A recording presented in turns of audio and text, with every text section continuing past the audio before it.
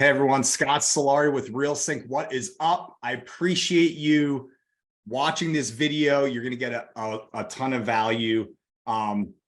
Gary, thanks so much for being here, man. Gary is the founder of RoboChimp Technology, an amazing company that works and builds Salesforce out for you. And I know there's a lot to that. That was a very general description of what Gary does, but I appreciate you being here, man. I think our clients are gonna get a lot of value from us talking about, the pros and cons, what Salesforce looks like, all the ins and outs of like why you would go down this path, and of course, and work with a company that is an expert within that Salesforce space. So thanks for being here. Tell us a little bit about who you are, like your background, like how you got to this place in your career. Awesome. Well, thanks for having me, Scott. I'm excited to be here with you and to talk about one of my favorite things, which is Salesforce.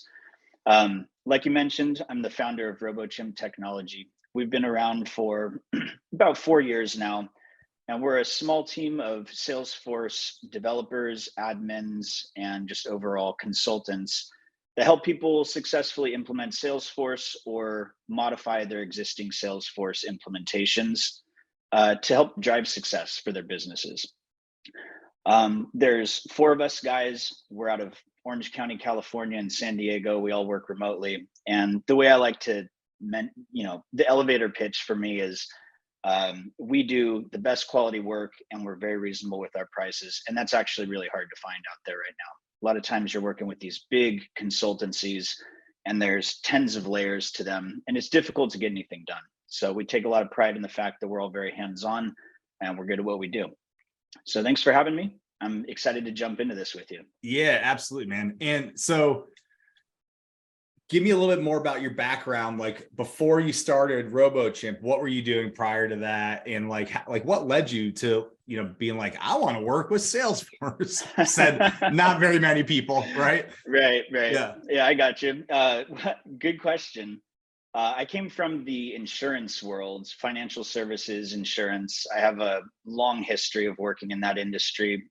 When I was a teenager, my dad started an insurance agency and I helped him build that from the ground up. And it's just been kind of one role after the next, kind of moving up. And I've started several agencies myself.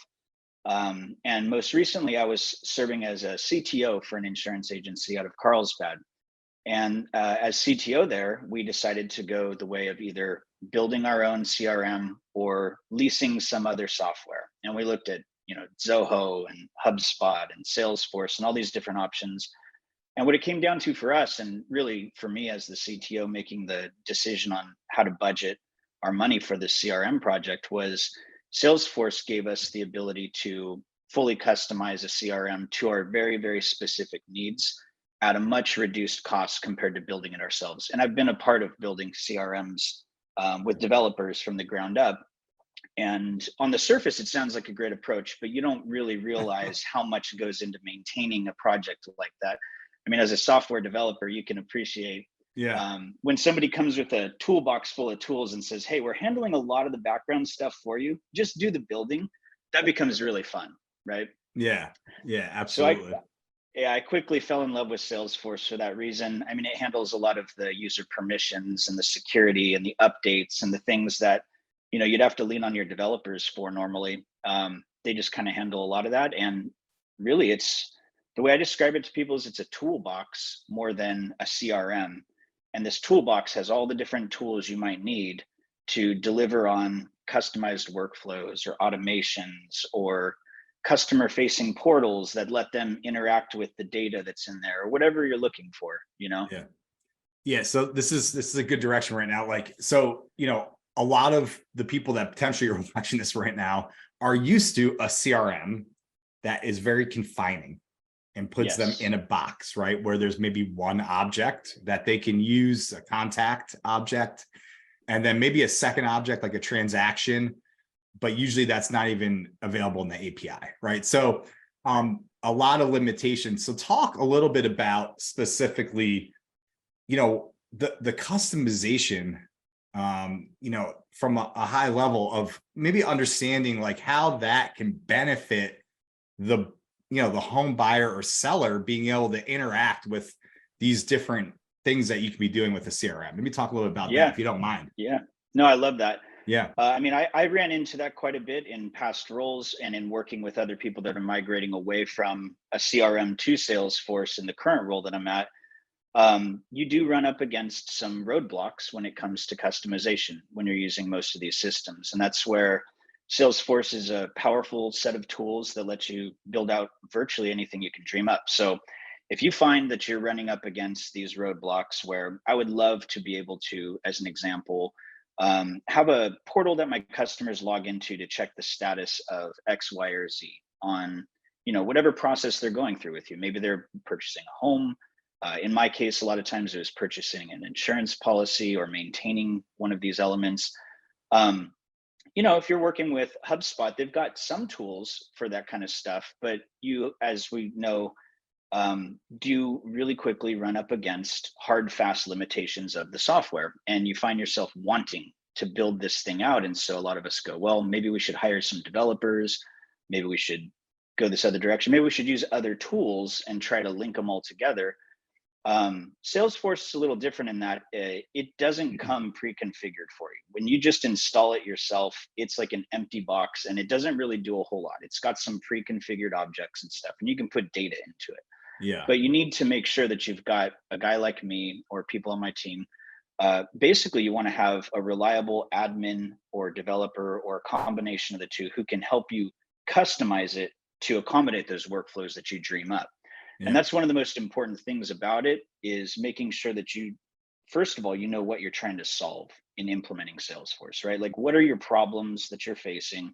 Put those on a whiteboard and make sure you keep that at the front of your mind as you're going through all this work. Because it's easy to get, it's easy to get lost in the just fun building new things, but you have to remember what the most important priorities are. Yeah, right? why you're doing it in the first place. Yeah, exactly. Well, so oh, go ahead. Continue. No, I was just going to say it's definitely a set of tools that will let you deliver on almost anything you can dream up. But remember that those things that you're dreaming up need to be prioritized correctly, right? If you're trying to drive sales, don't get lost down the rabbit hole over here, making something look too pretty or work some certain way.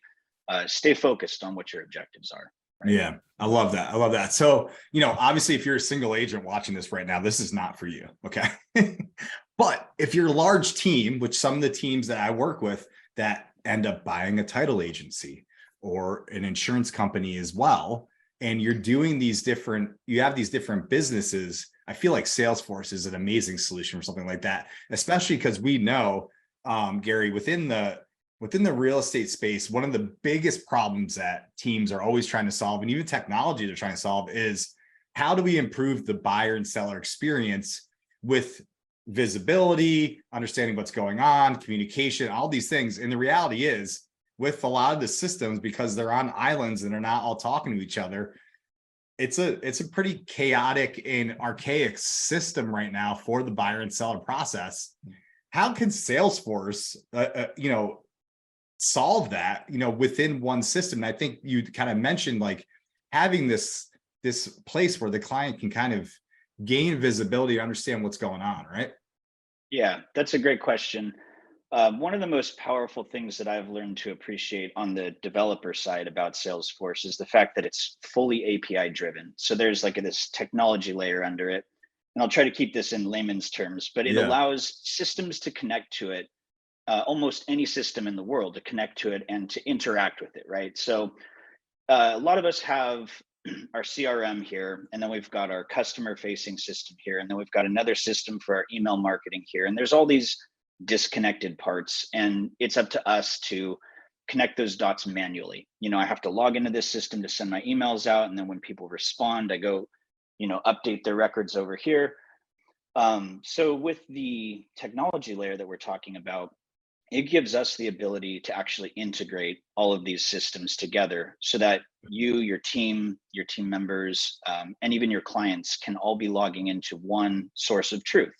Yeah. And that source of truth has all the data feeding into it from all these other systems. And now what you can do with that is you can start to automate these processes. And that's where it gets really fun, right?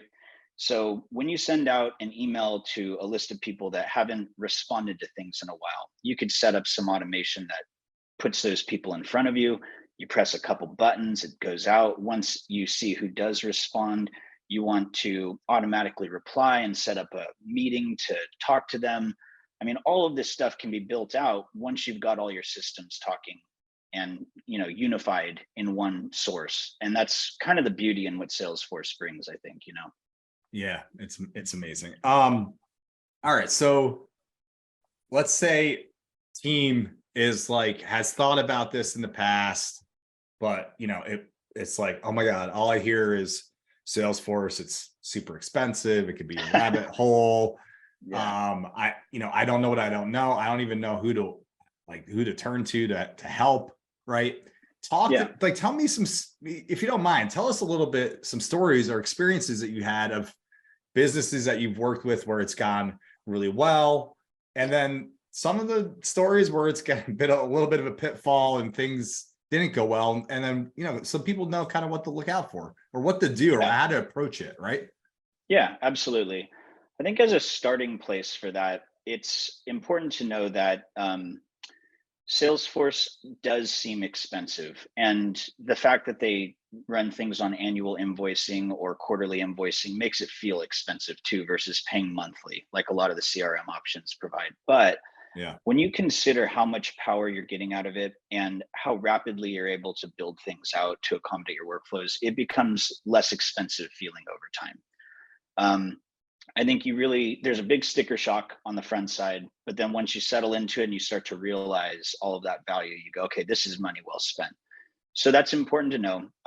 Getting started off, contact Salesforce, go to their website, submit a contact us form, and they'll reach out to you and you can get some quotes and see what that's going to look like. Now, again, they don't install it for you. They'll give you the licensing, but it's going to be up to you to find an implementation partner. And that's what RoboChimp does. To help you set it up and configure it, right? I would say to transition over to the second part of your question, the customers that I've seen of ours that have had the most successful results are those who know what problems they're trying to solve. First of all, they've thought about this ahead of time, right? They've planned things out. They know we need a better CRM experience overall. We need to streamline our sales process. We need to have better customer support. Maybe it's better visibility into our data, what customers are doing when we're attempting to interact with them. So they understand those, but then they've also mapped out their processes for these things, how they handle doing things like your sales process. How are you doing that right now? Is it in Excel? Is it in a CRM? What are the different stages? Map that stuff out so that when you start the process of working with an implementation partner and they ask you about your sales process, you know how to answer that. Is that to jump in? Is that something you work through with them too? Because I got to believe that sometimes they come in thinking they understand the process or they have a process, and then you start questioning them and they start thinking through it and going, oh, maybe it makes sense to do it this way instead of that. Is that something that's part of the process? Absolutely. That's a huge part of the process. Yeah. And that's why I say it's important to at least put some thought into this ahead of time, is when you actually can answer and say, well, loosely, it's like this. We need to get specific in order to automate these things for you. So we're going to dive into that with you and we're going to figure out, well, what's next? What happens if they do this or that? Yeah, and it does. Yeah. It forces you. Yeah. It really forces you to think about your processes in depth and to analyze, is this a good practice? Is this an okay practice? How can we improve on it? So what's the value in that, Gary? I mean, let's be honest, the value in sitting down and going through that process as a business owner, I mean, that's worth the money right there, because who does that? You have to kind of do this process, and it's going to only benefit your company, right? I mean, absolutely. I mean, the more you know about your own business, the better you're equipped to succeed, right? And it doesn't just force you to look at your sales process. It forces you to look at every piece of your business that you're bringing into Salesforce. Yeah, customer service, operations, the transaction management part of it. Right. The data analytic part of it, of understanding what your sales agents are doing, the marketing part of it, how you're, and all this is all one source of truth, which is what you can do with Salesforce, which is amazing.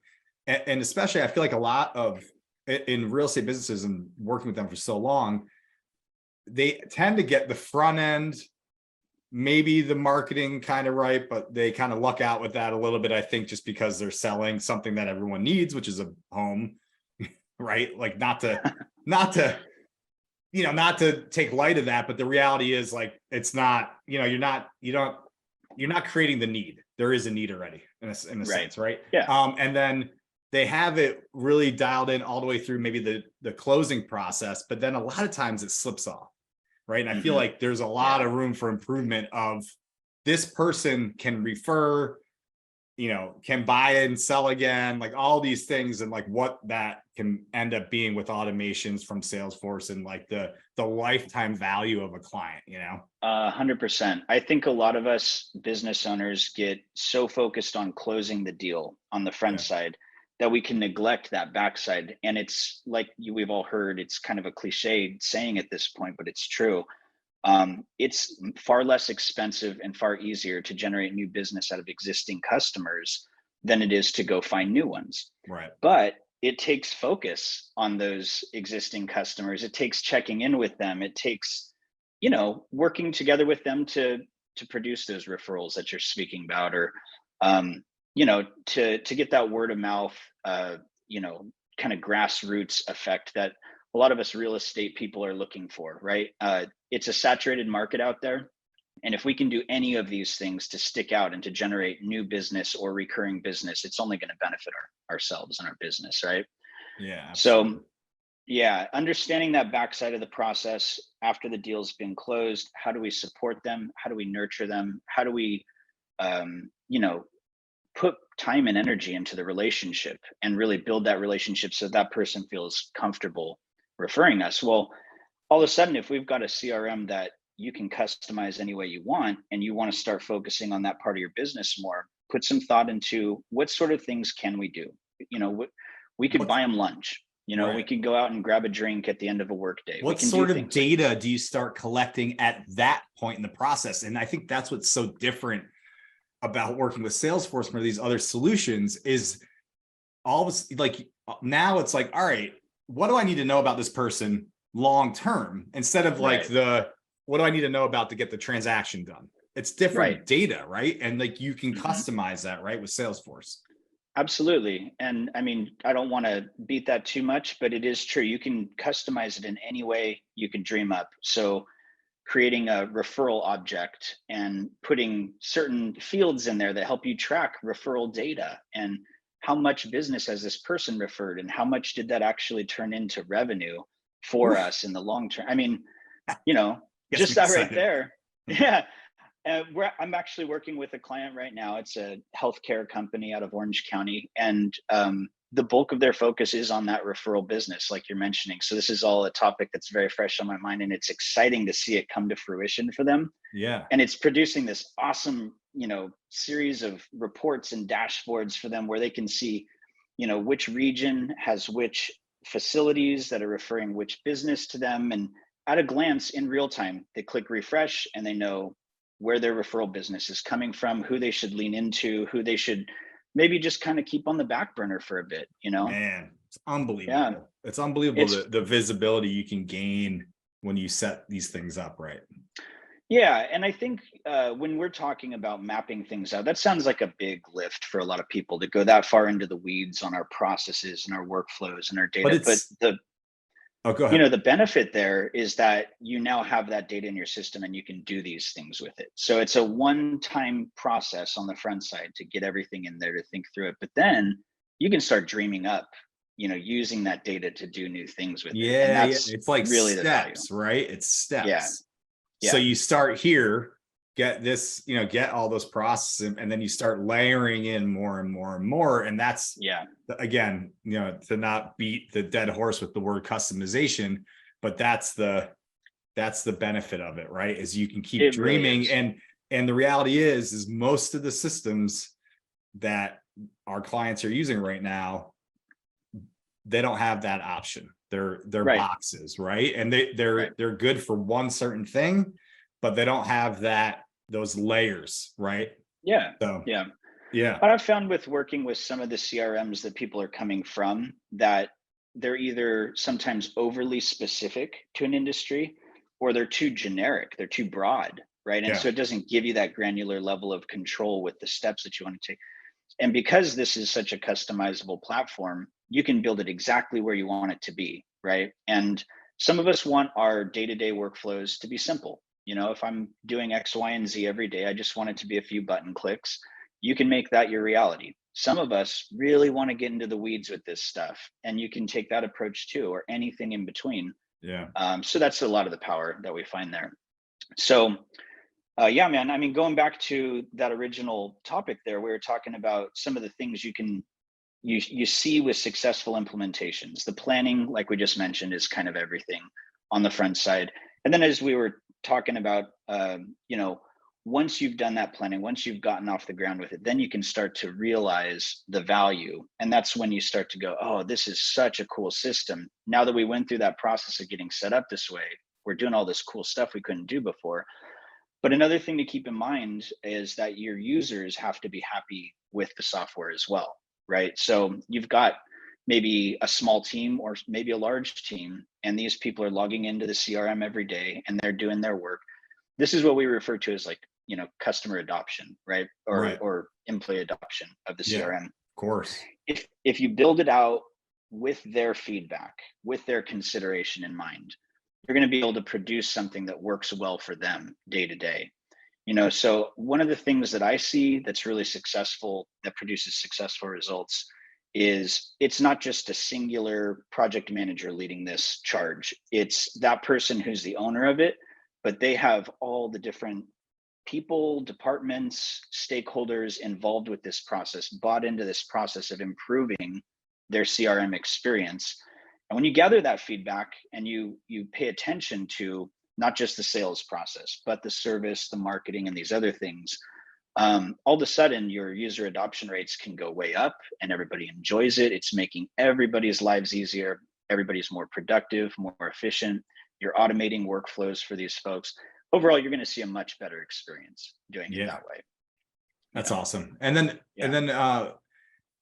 is it where the users, you can like limit like how they're specifically using it for their department so that they're not caught in the weeds of all these different objects and all these different places that they can go, right? That's a great question. One of my favorite things that we deliver on for people is the fact that Salesforce has different apps, is what they call them. Yeah. And basically, it's a different view of similar data, but you can limit. Let's say somebody's a salesperson and another person's a service user. They need to see very different data when they're interacting day to day with people, right? Yep. It's all data that's in this one big system, but the service users are going to want to see the tickets that are being created and what steps have been taken to resolve issues that may come up or answer questions that exist, where salespeople are focusing on conversions and, you know, going after new business. So we'll build an app for our salespeople, we'll build an app for the service people, and we'll build an app for the marketing folks in a lot of cases. That's kind of the trifecta. Yeah. And so, yeah, with that, you assign the roles to the different users. You can control what they have access to and what they don't have access to. So you can cause a sales user to see only the sales app, cause a service user to see only the service app and the marketing people. And what that allows for is a highly customized experience for them where, like you said, no one role is bogged down with all this extra data and extra views of things that doesn't make sense to them. It's not relevant to their day-to-day workflow. Yeah.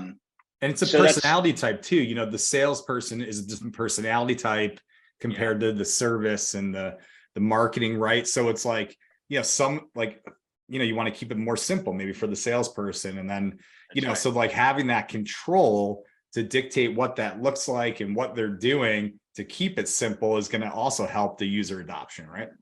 Yep, user adoption. And also that goes back to data quality. If somebody feels like there's an appropriate number of steps involved with what they're doing, you know, you're not having to work too hard to get something done, or you're not providing too little data or updates about a certain thing, your data quality becomes really good. And no matter which CRM you're using, data quality is everything if you want to use that data to make decisions down the road or to automate processes down the road. So make your sales users' lives a little easier by streamlining their processes, and they'll actually do what's being asked of them, right? They'll log their phone calls and their emails, and they'll do the stuff that produces results in the sales arena. And the service users, it's the same thing. Yeah. But at the end of the day, that all boils down to having good data in the system, right? Right. If your data is not being updated, if it's not being cared for, pretty quickly you'll find yourself in a place where you have to make this useful, go in and clean things up, and that's not a fun process. So Yeah. if you build out your workflows appropriately, people enjoy using the system. It actually helps them. It's like this holistic thing that comes together all of a sudden, you know? That's awesome. That's awesome. Yeah. All right. So we've talked about how grandiose and amazing this all is. Tell me a little story about what, what people should be avoiding, or where you see things going the wrong direction because of certain things that happen, maybe during the build out process or during the initial phase, or what you've seen with your experience. Yeah, that's a great question. I'd say the pitfalls to look out for here when you're implementing any new system, but especially one that's highly customizable, that can do virtually anything that you want it to. The people that aren't going to have as good of a result and see that ROI as quickly are going to be those that didn't plan it out very well. They didn't think about it too much. They just said, we need to get a better CRM. Salesforce is one of the better ones out there. Let's put that in place, find an implementation partner, and just go. Just make it happen, right? That mindset is not going to get you what you're looking for. You have to have somebody on your team who's willing to invest the mind power into thinking through these things and to really break it down to its smaller parts. And then there's all these downstream, effects of being thoughtful with your approach. So if you're thoughtful on the front side, that's hugely important. It's going to produce better user adoption. And poor user adoption is another thing that can go south.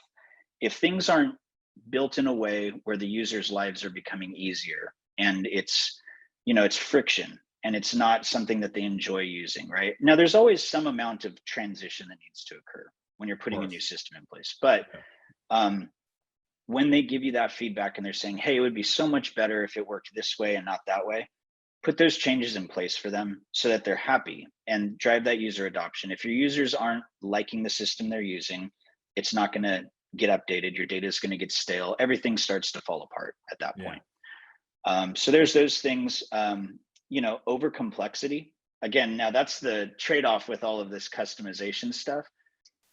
Keep those high level goals in mind while you're building this stuff out. Don't over engineer it on day one, right? Right. It's really easy to think, wow, we have this capability to do anything we want right now. Let's go down this rabbit hole and go down this rabbit hole. Keep it simple on day one, knowing that you can iterate on this stuff. So over complexity can certainly cause you to get lost down a path that's not helping your bigger business goals get accomplished, right? Yeah. So, and then I think the most important piece, just for longevity's sake, is making sure that you have somebody reliable available to help you with ongoing maintenance and customization and support. So every business evolves over time, and if you're not evolving, you're growing stale. So you want to have a piece of software that you're running your business on that evolves with you, right? So have a good, reliable CRM administrator or a consultant you can call on, or even if it's just a guy on staff who's like learning Salesforce as you go, that's okay too, because that's how a lot of us get started in this, right? Right. But have somebody whose job it is to continue to iterate on what you've built, make it better, tweak it. That's hugely important. I think a lot of people don't know that going into this, and it is kind of an ongoing, piece of overhead for your business, if you will. But if you anticipate that and this is a living, breathing system that's going to change over time, you'll have the right mindset going into it, and it will help you be successful in using a tool like this or a set of tools like this. Yeah. So I would say, just to put a bow on that thought too, the thing that we need to see with all these businesses that become successful is an appropriate amount of integration with their systems. I know we touched on that a little bit earlier, but at the end of the day, you have the ability to bring all of your data into Salesforce and to help your system be as frictionless as possible, right? So choose which integrations you want to feed the data from into Salesforce and how you want to interact with that, and then act on those things, right? The most important things are going to be your marketing, your sales, your service tools that you're using, things like that in many cases. So don't get lost on just doing a partial integration or no integration at all. Know that you'll want to bring that data in so that you can have a unified place to not just interact with it, but visualize it and make decisions based on what's going on and who's doing what. So the integration piece, I'd say, is hugely important, often overlooked. And Salesforce makes it really easy to integrate with other pieces of software. So Yeah, absolutely. Gary, this has been very, very insightful.